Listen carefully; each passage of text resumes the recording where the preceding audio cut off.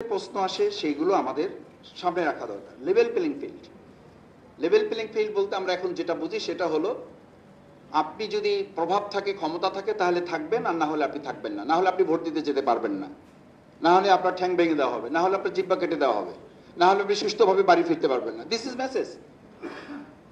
What is the level playing field? Level playing field বলতে আমি কি বোঝাচ্ছি, আমি কি মেসেজ যাচ্ছে? ঢাকা ইউনিভার্সিটি ডাকসু নির্বাচনের কথা বলে। ডাকসু নির্বাচন প্রত্যেক ছাত্রছাত্রী সুশিক্ষিত, সচেতন এবং স্বাবলম্বী, ফিজিক্যালি সে ক্যাপেবল। কিন্তু একজন 70 বছরের মানুষ যখন গ্রামে ভোট দিতে যান, শিক্ষার দিক থেকে, সচেতনার দিক থেকে তিনি তো ঠিক একইভাবে ঢাকা ইউনিভার্সিটির কোনো একজন ছাত্র বা ছাত্রীর মতো, শিক্ষার্থীর মতো তিনি তাৎক্ষণিকভাবে একটা প্রেস ডেকে বা একটা প্রেসের কাছে গিয়ে, একটা সোশ্যাল মিডিয়ার কাছে গিয়ে তিনি কি প্রতিবাদ করার মতো সামর্থ্য রাখেন? ঢাকা ইউনিভার্সিটি ডাকসু নির্বাচন করতে গিয়ে আমরা যতটুকু জানার সুযোগ হয়েছে, ঘাম ঝরেছে, শুধু ঘাম ঝরেনি, কোনো কোনো সময় আমাদের কাছে মনে হয়েছে যে আমরা সিটকে পড়ে যাচ্ছে, ইলেকশনটা বন্ধ হয়ে যাচ্ছে।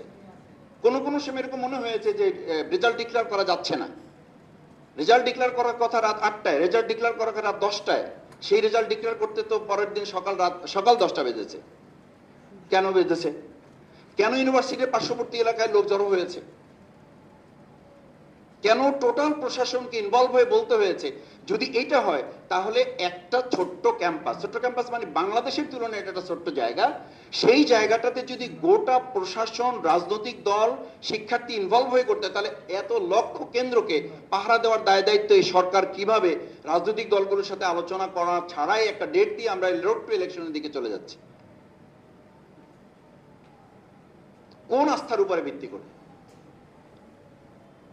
আমি লেভেল প্লেইং ফিল্ডের জায়গায় আমাদের তো প্রতিদিন আমাদের কাছে, আমার মোবাইল অন্তত 50টা মেসেজ আছে, কালকে অমুককে মেরেছে, কালকে সোশ্যাল মিডিয়ায় একটা মত প্রকাশের জন্য তাকে ধরে এলাকায় মারধর করা হয়েছে, তার পরিবারে বাবা মাকে হুমকি দেওয়া হয়েছে, আপনি দল ছাড়েন, না হলে এই দল থেকে আপনাকে এখান থেকে এলাকা থেকে বের করে দেওয়া হবে, আপনি ঢাকায় থাকেন এলাকায় আসবেন না, এলাকায় থাকেন এলাকা থেকে চলে যান।